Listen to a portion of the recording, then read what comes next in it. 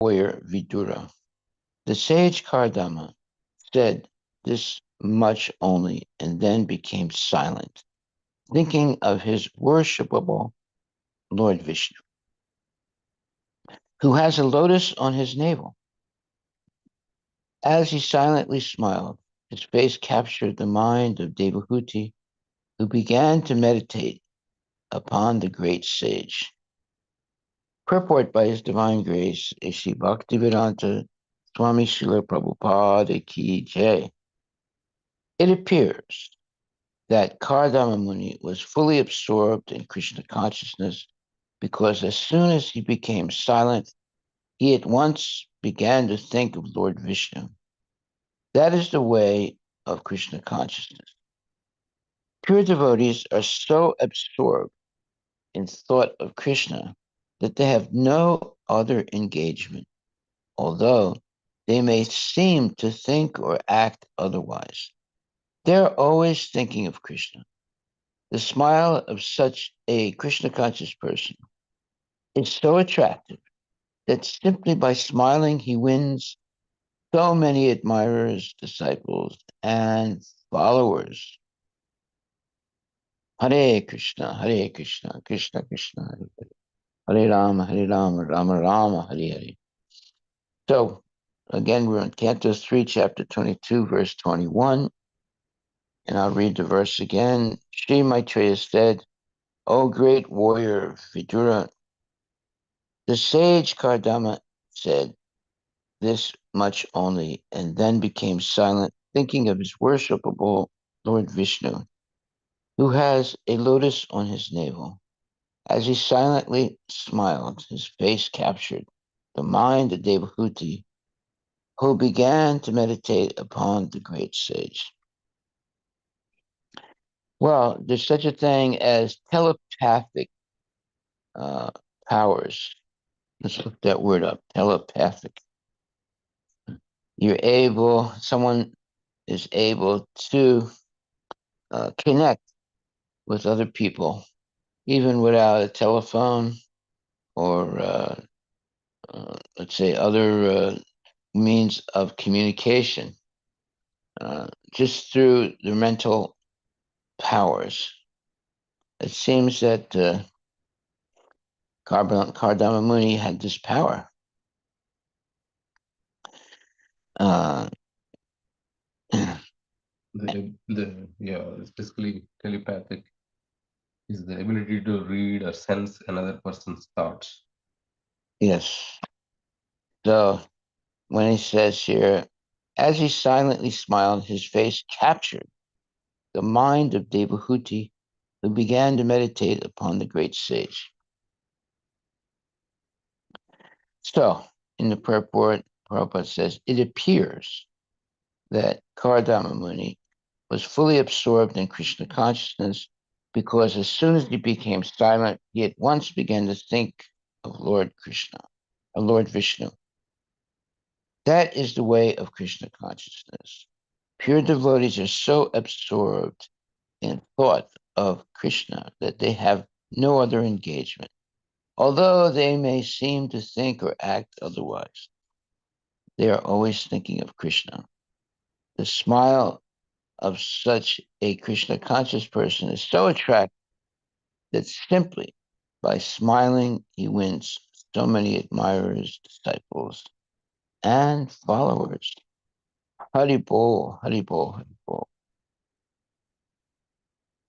Okay, so these are what you would call uh, powers that are evolved in the life of a pure devotee. And it's not for self aggrandizement, meaning for the benefit of oneself. It's to inspire other people in Krishna consciousness. That's why it says that um, pure devotees are so absorbed in thought of Krishna that they have no other engagement, although they may seem to think or act otherwise. They are always thinking of Krishna. The smile of such a Krishna conscious person is so attractive that simply by smiling, he wins so many admirers, disciples, and followers. So that's a major statement, and it just shows one of the most prominent qualities of a bona fide devotee and a bona fide, in other words, guru. Uh, it's so attractive that simply by smiling, he wins so many admirers, disciples, and followers. Okay, so why? Because such a devotee mind is fully absorbed in Krishna consciousness. That's an important point because whatever we are always thinking about uh, will also be, in a sense, uh, apparent in the face of a person. So if we're always thinking about Krishna, there is uh, uh, a certain type of smile of full, let's say, uh, enlightenment of a person. So that's a, a symbol of someone who is, as it says here, uh, as he silently smiled, his face captured the mind of Devahuti, and he began to meditate who began to meditate upon the great sage. So oftentimes, Prabhupada would smile, and that was it.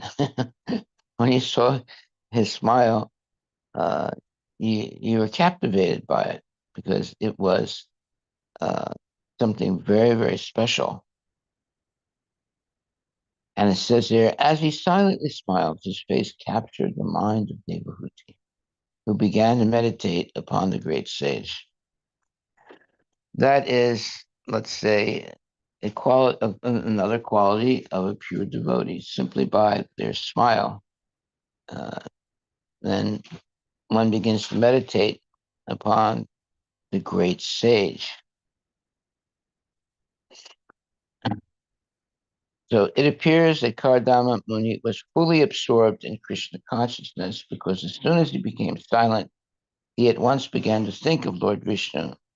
That is the way of Krishna consciousness. Pure devotees are so absorbed in thought of Krishna that they have no other engagement. Although they may seem to think or act otherwise, they are always thinking of Krishna. The smile of such a Krishna conscious person is so attractive that simply by smiling, he wins so many admirers, disciples, and followers. Ah, very interesting statement.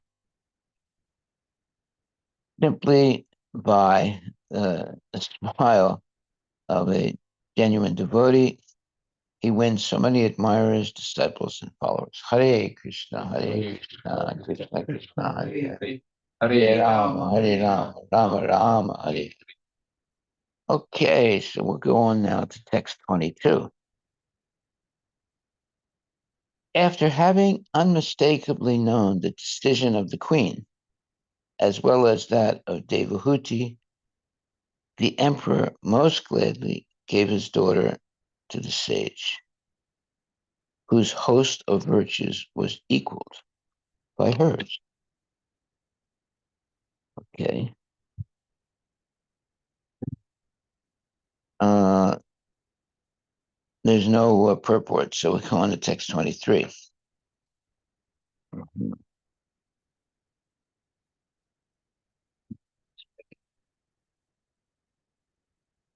Empress Satarupa lovingly gave most valuable presents suitable for the occasion, such as jewelry, clothes, household articles, and dowry to the bride and bridegroom. Purport by His Divine Grace, A.C. Bhaktivedanta Swami Prabhupada. The custom of giving one's daughter in charity with a dowry is still current in India. The gifts are given according to the position of the father of the bride. Paribarhan Mahadanam means the dowry which must be awarded to the bridegroom at the time of marriage. Here, the Mahadanam means greatly valuable gifts befitting the dowry of an empress. In other words, there are different levels of giving a dowry. It depends on who you're going to marry and what you're capable of giving. So it says here the words Bhusha Vasa Parichananda also appear here. Bhusha means ornaments, Vasa means clothing, and Parichadan means various household articles. All things befitting the marriage ceremony of an emperor's daughter were awarded to Kardama Muni, who was until now observing celibacy as a brahmachari. The bride, Devahuti, was very richly dressed with ornaments and clothing. In this way, Kardama Muni was married with full opulence to a qualified wife and was endowed with the necessary paraphernalia for household life. In the Vedic way of marriage, such a dowry is still given to the bridegroom by the father of the bride. Even in poverty-stricken India, there are marriages where hundreds and thousands of rupees are spent for a dowry. The dowry system is not illegal, as some have tried to prove. The dowry is a gift given to the daughter by the father to show goodwill, and it is compulsory. In rare cases, where the father is completely unable to give a dowry, it is enjoined that he must at least give a fruit and a flower. As stated in Bhagavad Gita, God can also be pleased even by a fruit and a flower.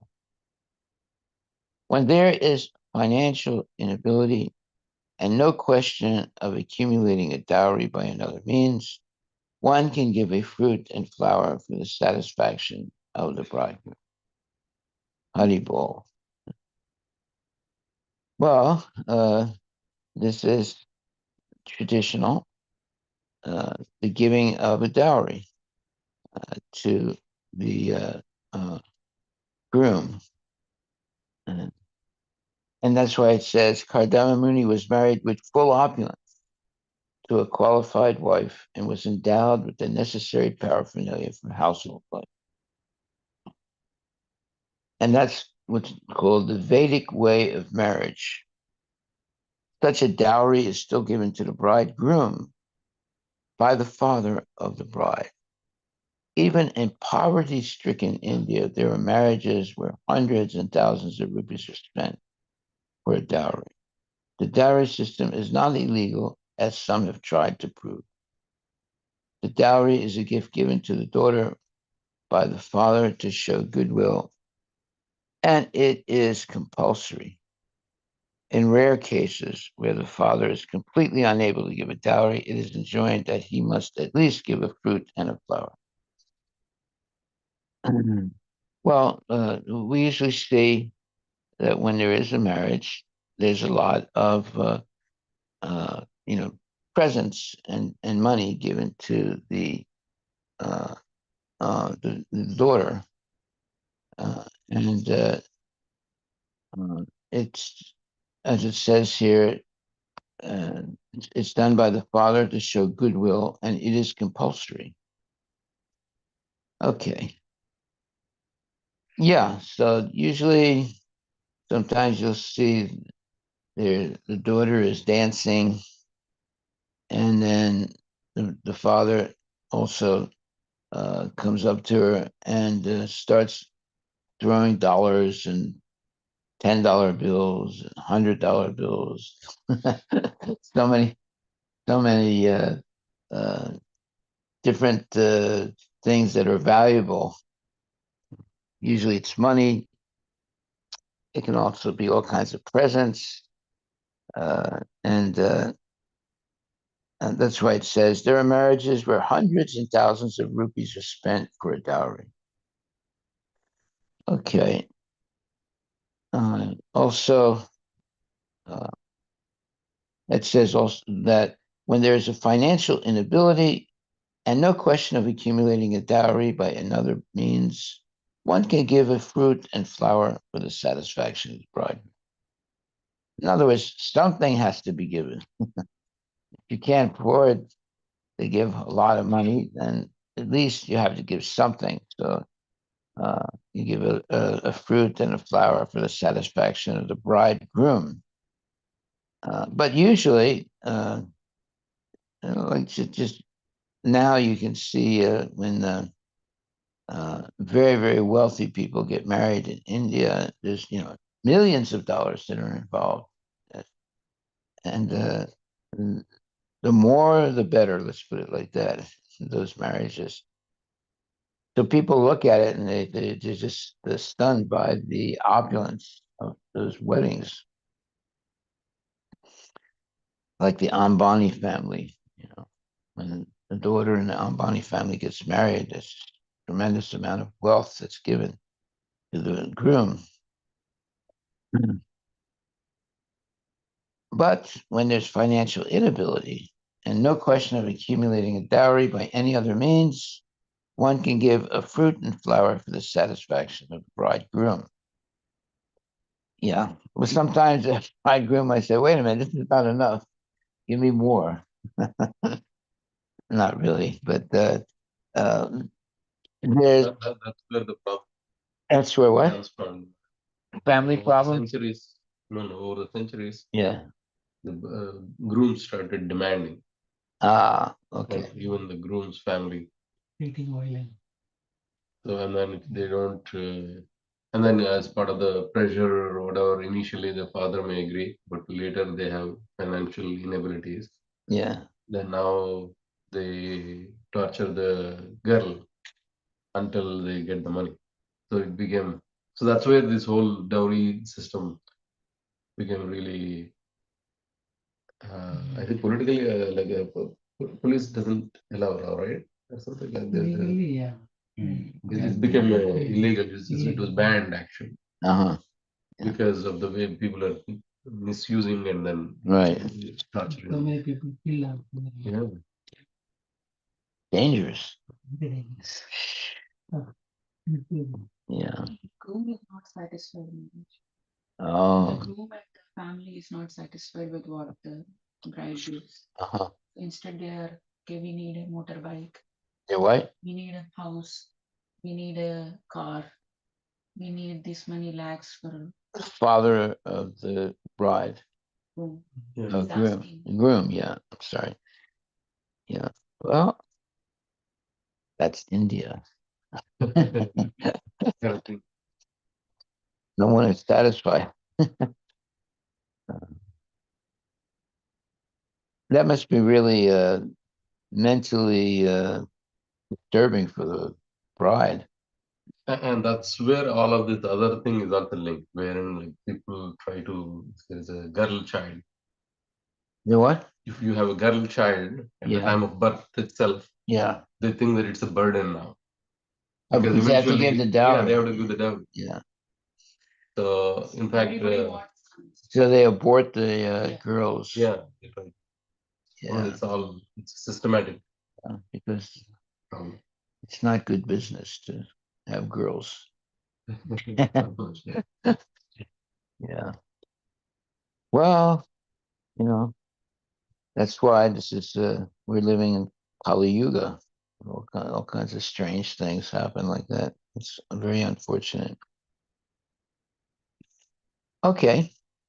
It says the words Busha Vasa Richadam also appear here. Busha means ornaments, Vasa means clothing, and Parichadan means various household articles. All things befitting the marriage ceremony of an emperor's daughter were awarded to the Kardama Muni, who was also observing celibacy as a brahmachari. The bride Devahuti was very richly dressed with ornaments and clothing. In this way, Kardama Muni was married with full opulence to a qualified wife and was endowed with the necessary paraphernalia for household life. In the Vedic way of marriage, such a dowry is still given to the bridegroom by the father of the bride. So you're saying that the government has forbidden the dowry system? Yeah, but still it is happening. Yeah. So it is forbidden. As long as nobody complains. Okay. So let's say if they don't get enough money, they'll complain to. Sometimes they cancel the wedding also. Oh, they cancel the wedding. Oh, that sounds wonderful. Terrible. It's not enough money. Yeah. The dowry is a gift given to the daughter by the father to show goodwill. And it is compulsory. In rare cases where the father is completely unable to give a dowry, it is enjoined that he must at least give a fruit and a flower. As stated in Bhagavad Gita, God can also be pleased even by a fruit and a flower. When there is financial inability and no question of accumulating a dowry by any other means, one can give a fruit and flower for the satisfaction of the bridegroom. Well, let's hope that the groom will be satisfied with a fruit and flower. Most of the time, they're not satisfied with a fruit and flower. Currently, in 1961, Yeah. the Dowry Prohibition Act was enacted, Uh-huh. which makes giving, taking, or demanding a dowry a criminal offense. That's how. That just shows all the excessive Harassment and forces that were being put in place, and it completely, puts people in anxiety to be able to give such big amounts of money to the groom. And then the bride becomes, like a slave in the new family. They really treat her badly because your dad didn't give us enough money. Yeah. Okay, so we see that something that's traditional can be, and you'd say, it can become a a type uh, of bribery, or not bribery, but a type of extortion. forcing people to give money. Extortion. Extortion. Yeah. Yeah. Yeah, that's exactly what it is. Yeah. That's a shame. So Prabhupada says here that it's still happening. The dowry system is not illegal. It sounds like they made the dowry system illegal. But still it is not. Even now it is not. Currently. Yeah. But they Even now- cannot ask, or girl parents wants to give, they can. But the groom side cannot demand. But what happens if they do? That's when they can complain. That's If the they- reason. Girls If they people, complain. girls side, if they go and complain to the police, Uh-huh. then they are in trouble. Yeah, typically doesn't. But then the girl's in trouble also. The family won't it will accept it. break the relationship anyway. Yeah. In those cases. Even now they ask. Yeah. We have. Well, then the family of the groom will think that the girl is a gold digger. She's just getting married to get money from the family, of the groom. Okay, So, and there are girls like that also. Yeah. The text 24. Thus relieved of his responsibility by handing over his daughter to a suitable man, Swayambhuvamanu, his mind agitated by feelings of separation, embraced his affectionate daughter with both his arms. Purport by Srila Prabhupada. A father always remains in anxiety until he can hand over his grown-up daughter to a suitable boy. A father and mother's responsibility for children continues until they marry them to suitable spouses.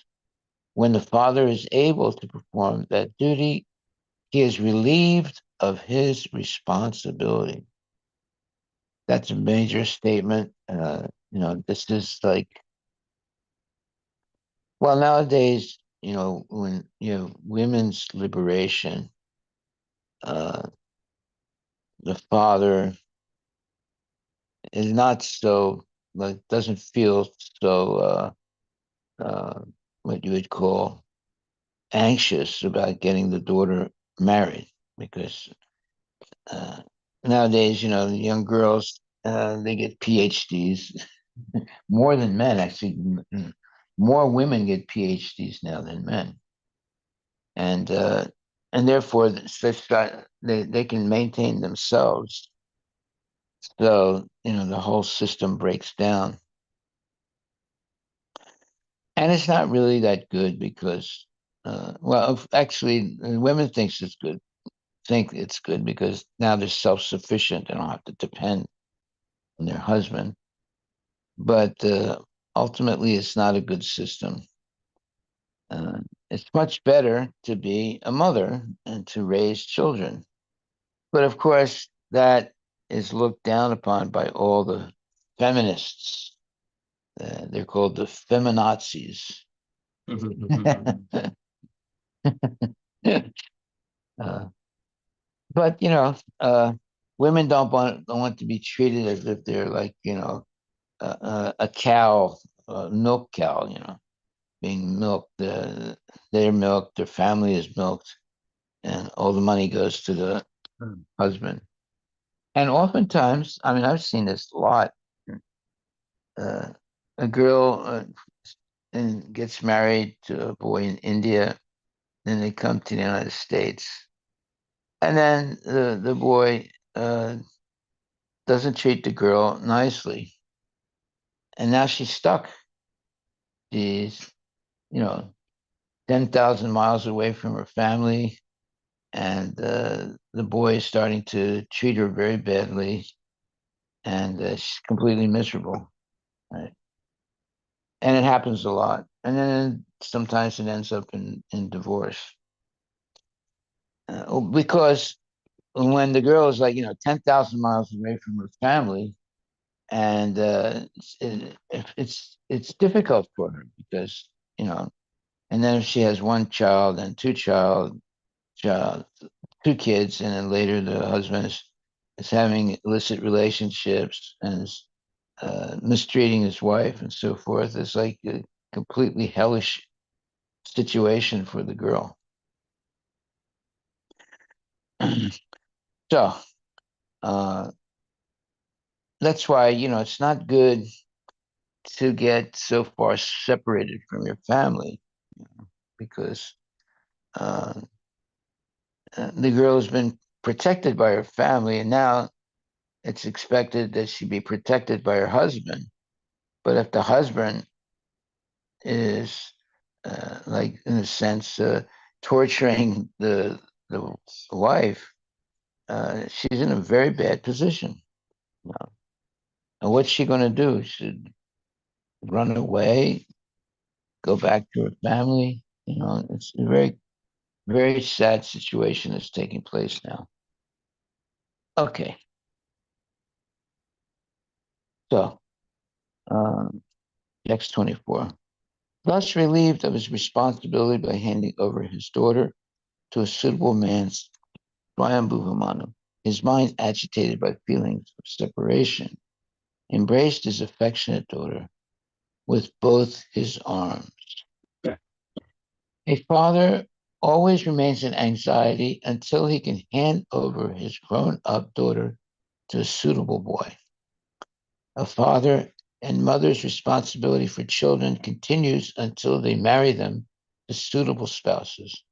When the father is able to perform that duty, he is relieved of his responsibility. Well, it's a big responsibility. It's not easy.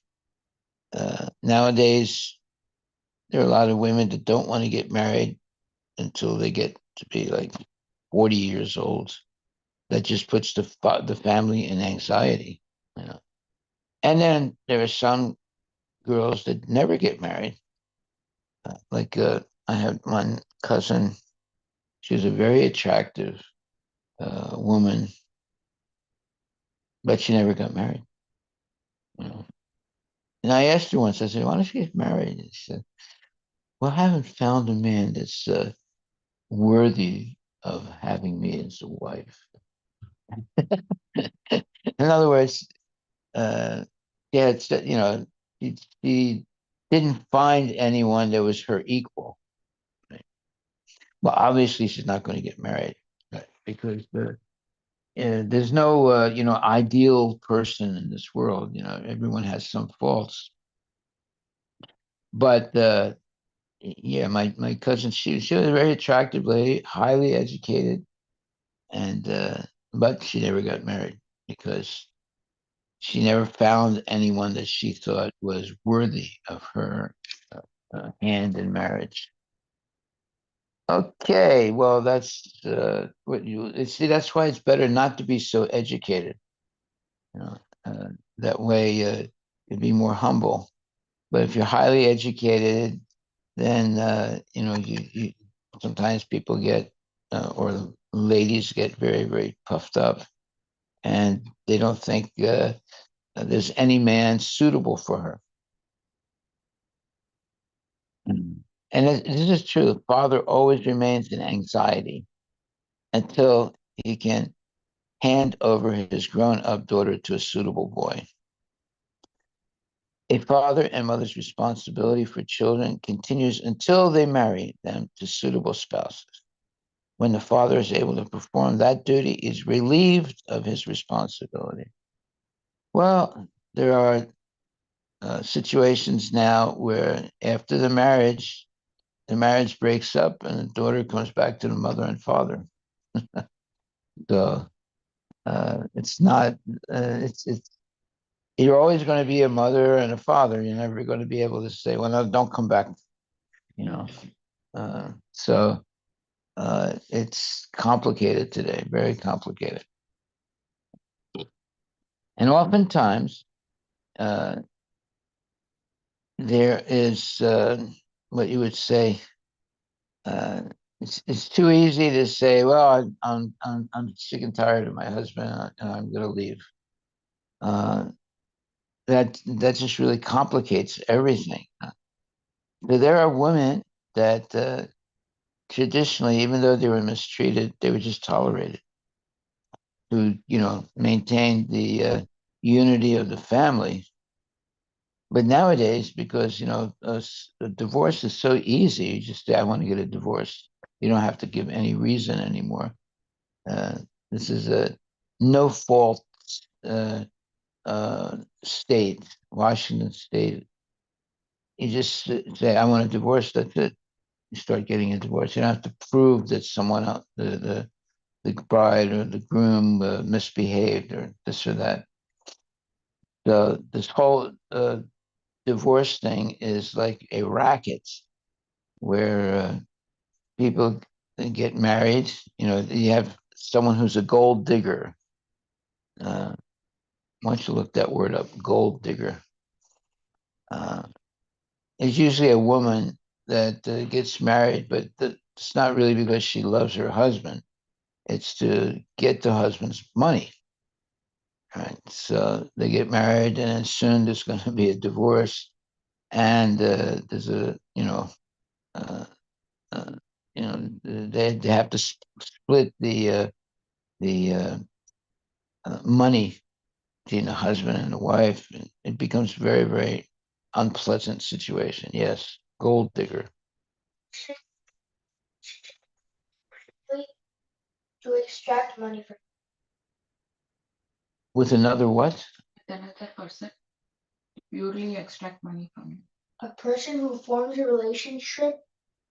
A person who forms a relationship with a purely with another With a what? Purely? with a purely With With another. another, purely to extract money from them. Another purely. No. Another, instead of saying another person, yeah, it just says with another. Okay, to extract money from. Yeah, it happens. Yeah, it happens a lot. What? The only motive is to extract money. It happens a lot. You'd be surprised. There's so many strange things that happen now. You know, sometimes because of the internet, you know, a man is lonely, so he goes on the internet and then he starts talking to some woman that's on the other side of the world, right? And then they're talking every day, sometimes 4 or 5 hours, and finally, the man can say something to the woman about, I'm in some financial difficulty. Can you help me? And then she starts giving money. Sometimes it's not even a man, or sometimes uh, it could be a person that's pretending to be a man or pretending to be a woman, and they just continue this talking every day for 2 3 hours, and eventually they're able to extract money from that person. It just shows, the power of the internet. There's so many people that are cheating others over the internet. It's unbelievable. They should just eliminate the internet. And so many people get cheated. Okay, so a father always remains in anxiety until he can hand over his grown-up daughter to a suitable boy. That's a very correct statement and Prabhupada has made. A father and mother's responsibility for children continues until they marry them to suitable spouses. When the father is able to perform that duty, he is relieved of his responsibility. That's definitely true. Okay, we'll go on to text 25. The emperor was unable to bear the separation of his daughter. Therefore, tears poured from his eyes again and again, drenching his daughter's head as he cried, "My dear mother, my dear daughter," saying, "My dear mother, my dear daughter." The word Amba is significant. A father sometimes addresses his daughter in affection as mother and sometimes as my darling. The feeling of separation occurs because until the daughter is married, she remains the daughter of the father. But after her marriage, she is no longer claimed as a daughter in the family. She must go to the husband's house, for after the marriage, she becomes the property of the husband. According to Manu Samhita, a woman is never independent. She must remain the property of the father while she is not married, and she must remain the property of the husband until she is elderly and has grown up children of her own. In old age, when the husband has taken sannyas and left home, she remains the property of the sons. A woman is always dependent either upon the father, husband, or elderly sons. That will be exhibited in the life of Devahuti. Devahuti's father handed over responsibility for her to the husband, Kardama Muni, And in the same way, Kardama Muni also left home, giving the responsibility to his son, Kapila Deva. This narration will describe these events one after another. Well, if a feminist reads this, she'll just start agreeing with it. What is he saying? This is nonsense. This is a complete exploitation by men. But then what happens is oftentimes some women never get married, and oftentimes women are married, but then they get divorced. So what happens then? It's just it's very disruptive of normal, let's say, societal norms. Norms. Look that word up. Norms. Norm. A norm is a normal way of doing things.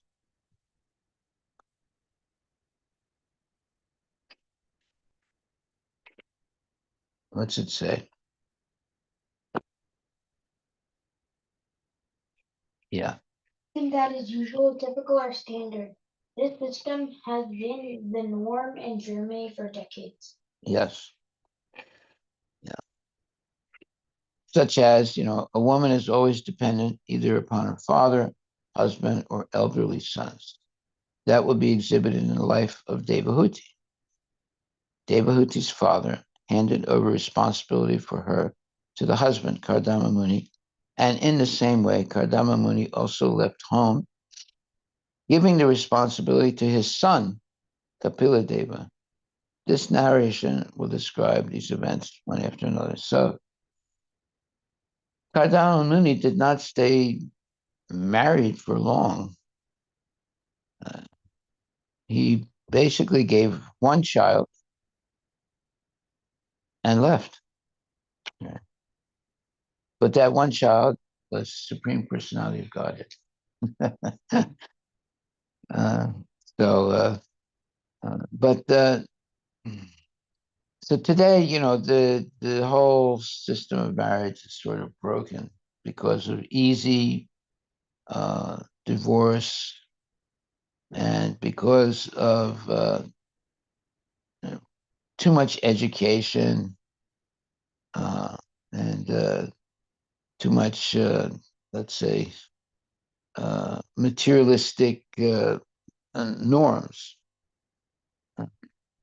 Trying to, there are some people that make a business of getting married and making money.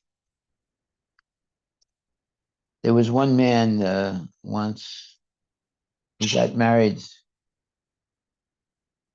40 times. And he did that just to make money, right? Every time he would try and marry a woman that was like older, and it was just to get the money from that lady and then leave that lady and find somebody else. There are men, you can look this up actually. There are men that get married like 4 or 5 different women who don't all live in the same city. Mm. And because he says he's a traveling salesman, excuse me. So every city that he's traveling to, he has a different wife, and until he eventually gets caught. And the wife, always said, "How come you have to go away all the time?" He said, "No, well, it's business, my dear, business." But what kind of business? It's cheating business. Not of he's making money by having 5 wives, and the wives don't know it, until eventually, they get suspicious and they find out that he's a complete fraud. Why don't you look it up? Man has 5 wives, each one in different cities, and you'd be surprised. There are people like that. They don't feel any remorse. Glenn Wolf is known as the world's most married man, and he is married for 31 times. Uh-huh. Wow. Legally or illegally? I mean, when you get married, you have Has to. grabbed a lot of attention on social media. He got married 31 times to 29 women and held the world record for having the highest monogamous relationships. Monogamous. Mono- Wow. Was he prosecuted for that, or he got away with it? They all agreed. And they all what? I think it was a mutual. Understand? Okay. All right. So a woman is always dependent either upon the father, husband, or elderly sons. That will be exhibited in the life of Devahuti. Well, my mother was like that also. Yeah. When my father died, then my brothers took care of, our mother. I also did. At one point, my brothers couldn't take care of her anymore, so I took her out of what do you call it? A they put her in a home. What do you call it? Old Old age. age. Old age home. Yeah, I took her out, and I took care of her until she died naturally. Because those homes are not that nice, especially if it's a low. It's like a government-run home for women there. Uh, and it's not a nice place. So I got my mother, brought her to my home here, and until she died naturally, I was like 5 years, and I had to do everything. I had to, take her to the bathroom, bathe her. I did everything because she was pretty, she was very old, and she couldn't do those things anymore. Okay, so a woman is always dependent either upon the father, husband, or elderly son. Now, any feminist that hears that sentence will go crazy. They'll start screaming and screeching, and oh, this is uh, this is called the male superiority, you know, and that's why a lot of times girls purposely get highly educated so they don't have to depend on anyone. Okay, so we'll go into the next verse. After asking and obtaining the great sage's permission to leave, the monarch mounted his chariot with his wife and started for his capital, followed by his retinue. Along the way, he saw the prosperity of the tranquil seers, beautiful hermitages in both the charming banks of the Saraswati, on both the charming banks of the Saraswati, the river so agreeable to saintly persons. Now, the river Saraswati is not visible anymore. It's still there, but you can't see it. Yeah, a very saintly river. As cities are constructed in the modern age with great engineering and architectural craftsmanship, so in days gone by, there were neighborhoods called rishikulas, where great saintly persons resided. In India, there are still many magnificent places for spiritual understanding. There are many rishis and saintly persons living in nice cottages on the banks of the Ganges and Yamuna for purposes of spiritual cultivation. While passing through the Rishikulas, the king and his party were very much satisfied with the beauty of the cottages and hermitages. It is stated here, Pasyan Ashrama Sampada. The great sages had no skyscrapers, but the hermitages were so beautiful that the king was very much pleased at the sight. Okay, so there are, I guess it's still going on, nice hermitages, usually on the banks of the Ganges or in very nice places. And people feel very, let's say, happy to visit those places of where there's genuine sadhus living peacefully. And it says here, in India, there are still many magnificent places for spiritual understanding. There are many rishis and saintly persons living in nice cottages. A cottage, is not a big building, it's a small building, uh, but in nice cottages on the banks of the Ganges and Yamuna for purposes of spiritual cultivation. While passing through the Rishikulas, uh, the king and his party were very much satisfied with the beauty of the cottages and hermitages. Okay, so the great sages had no skyscraper,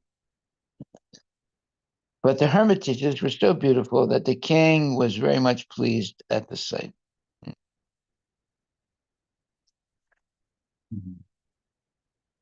So the Rishikulas, where great saintly persons resided.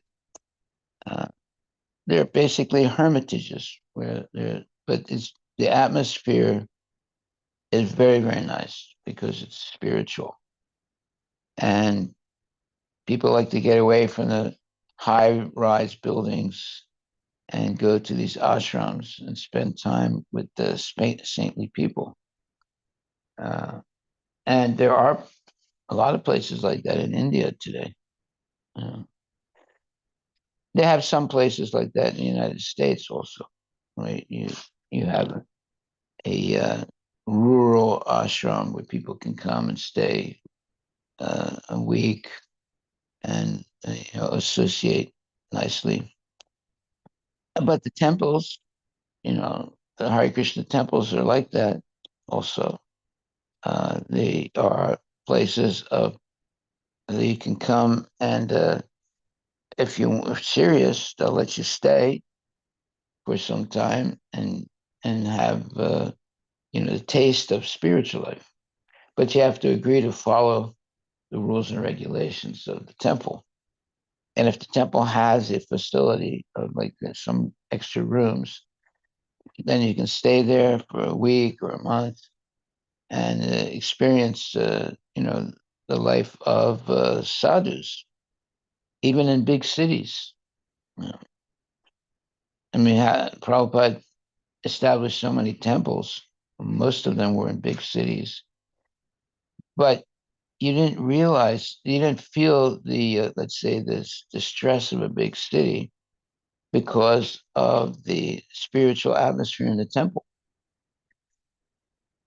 So you could be living in a big city like New York and still have a spiritual life that was very peaceful and happy, which was like a miracle. But you're living in this big city where, full of lust, anger, and greed, right? But you don't feel it anymore because you're living in the temple and you're following the temple schedule, so you don't feel that, and you're not, let's say, necessarily working every day outside.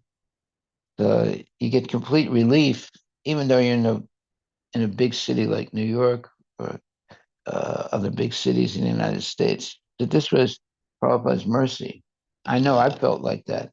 Although we were in a big city, you didn't feel it anymore. The only thing we would do, we go out and do Sankirtan, and we'd be dancing and chanting and making people happy, and they would be dancing with us sometimes. So you didn't really feel like, you're in a big city and it's horrible and so forth.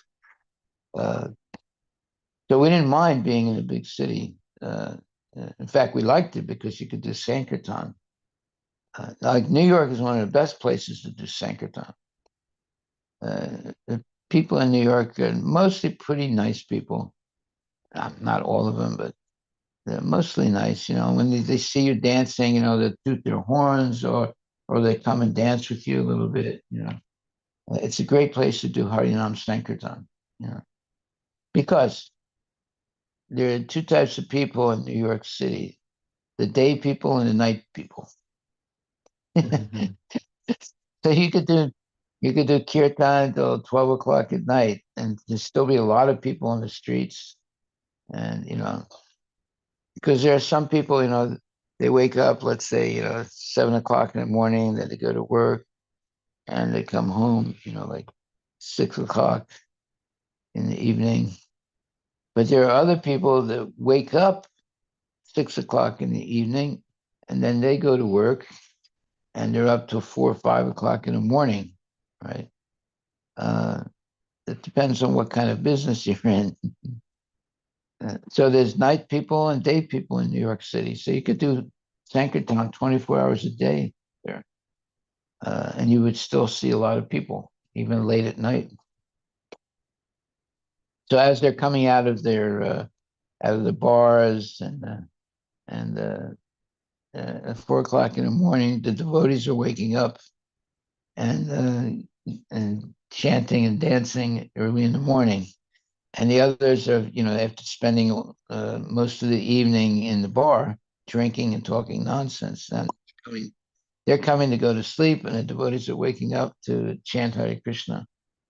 So, yeah, there are places like that, and New York is one of them.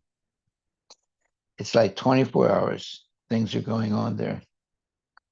Whereas in normal places, at nighttime, everything slows down, and there's not so many people in the streets. In New York City, you can have tons of people in the streets late at night. It's like you have two types of people there: the people that live at night and the people that live during the day. Okay, so now we are at the end of the class. Are there any questions or comments that you would like to make?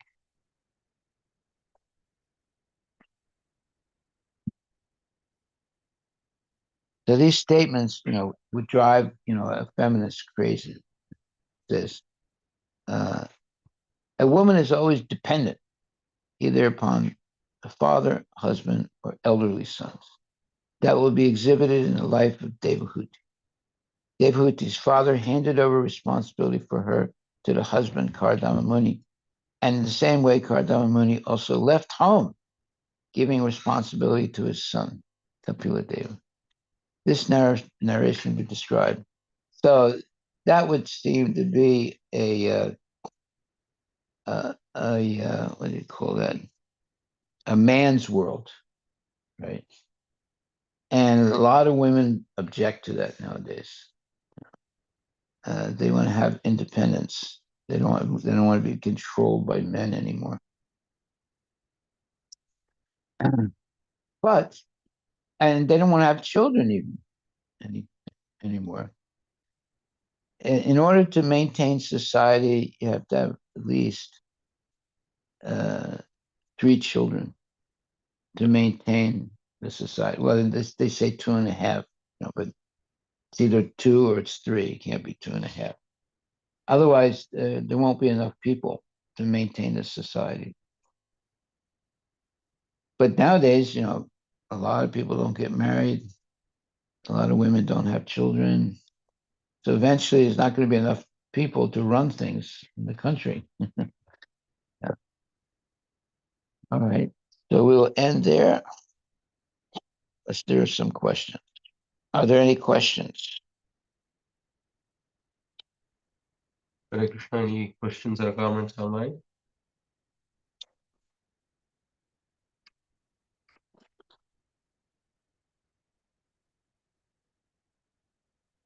So this one statement: a woman is always dependent either upon the father, husband, or elderly son. That will be exhibited in the life of Devahuti. So that was the way things were originally, and it was a good system because the women were always protected. All right, thank you very much. All glories to Srila Prabhupada. Okay. Well, we're fast till noon, 1 o'clock. Okay. That's good. We can chat more. Haribol.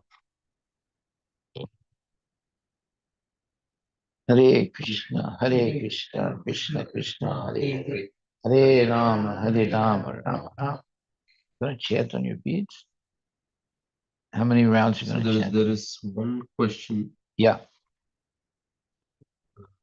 As much as much we get material education, women become more independent. How to understand it? Well, how to understand it? We don't have to. Uh, when you say how to understand it, it means that something is wrong. Because traditionally, uh, women would take the responsibility of the house and also training the children, and the husband would take the responsibility of putting food on the table and maintaining a peaceful, uh, and somewhat prosperous household. So uh, nowadays there are situations in which the husband doesn't work; he stays at home and takes care of the house, and the wife works, right? Because she's able to make more money than the husband. So he'll take care of the children, he'll do everything. But that's not good. Uh, the traditional way is the husband has to be the person who maintains the family, and the wife maintains the house and the children and the education of the children. And usually that system worked better because they didn't put the children in schools. Or if they did give the children to be educated, it was in an ashram where the boy would study in the ashram of the guru, and usually there were only like 2 or 3 boys in that ashram, and they would live near. The family would the rest of the family would live near the ashram, and the boys would be educated like that, and the girls would be educated at home. So that was a good system. Um, it's not that the boy has to go 1,000 miles away. They would the gurus, and the guru didn't have like 40 kids. He only had like 3 or 4 kids at the most, and it was a good system. The kids would get well educated, and the daughters would be protected by their family. They didn't have to go and live with somebody else, and they would get married, and and the boys would get educated to the point where they could maintain a family, and then they would get married. So, I mean, the whole system was very nice, but in many ways, it's broken today. Mm. And that's because of too much education. And when there's too much education, it usually means that the young people who are getting educated are so busy in their education and their career that they don't have time for Krishna consciousness. They're just studying to get the good marks, and once they graduate, they get a job, and they're completely engaged in making money. So there's no time for Krishna consciousness. When I joined the movement, I had to give up a lot of things, but I didn't feel as if I was losing anything because I was getting a better type of education, to be Krishna conscious. So what did I do? I went from studying in the college to dancing in the streets, and I liked that actually. I didn't mind that. I didn't feel as if I was losing anything, and I wasn't losing anything because I was able to come in contact with Srila Prabhupada. And that was the best thing I ever did. Otherwise, I would end up becoming a dentist or a doctor or something like that, you know. um, so I don't feel as if I made a mistake at all. It was the best thing I ever did. So Okay. the follow-up question is, so what is our responsibility towards the broken Vedic system? Well, there's what you call macro model and micro model. So we have a micro model of the Vedic system in the temple and in your house, where you follow all the rules and regulations, right? And then you also have the support of the temple. So that's what's happening now. You know, even though we're living in a society that's very materialistic, but there are ashrams right in the downtown areas or in the cities all around the world now where people are becoming Krishna conscious. So um, you don't have to live in in a ashram in the countryside. You can live in the biggest city of the world like New York and still have a spiritual life. And that's what's happening. We right in near downtown New York, there's a temple. A nice temple. You can go there every day and have a spiritual life. It's Prabhupada's mercy. Yeah, and the Muslims in New York City, they bought this big, very famous building. They've turned it into a mosque right in the downtown area. And the building costs millions of dollars. It's right, and people can walk in there anytime. They're really they're really advancing, let's put it like that. But what do you expect? They pray 5 times a day. So if you pray 5 times a day, some good things have to happen. Right. So they bought this, very famous building downtown New York. Now it's a mosque. But that's all right. Doesn't matter. We should have these what you call temples, even in the downtown areas. Where they don't have to be big buildings, and people become Krishna conscious. Like when we first started, even here in Stamamish, we had a broken down house, right? But and on a 1 acre property, but we turned it into a temple. You know, and we used the entire 1 acre, and that's what's our temple is. Before we had a small house on 1 acre, and then it became, a big temple on one acre. We were very fortunate. So once uh, this lady came she was a working for the city, and she walked around the we didn't have a temple, and there was just a house, but we were planning on building a temple.